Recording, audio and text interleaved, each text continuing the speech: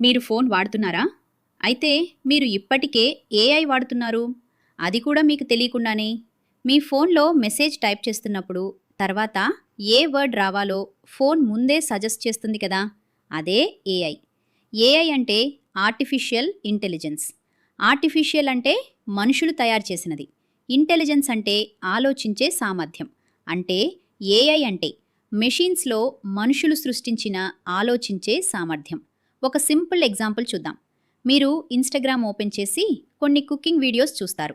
కొంతసేపటి తర్వాత ఇన్‌స్టాగ్రామ్ మీకు ఇంకా ఎక్కువ కుకింగ్ వీడియోస్ చూపించడం మొదలుపెడుతుంది. అది ఎవరు డిసైడ్ చేశారు? ఏఐ. మీరు ఏమి చూస్తున్నారు, మీకు ఏవి ఇష్టమో గమనించి ఒక ప్యాటర్న్‌ని గుర్తించి దానికి అనుగుణంగా కంటెంట్ చూపిస్తుంది.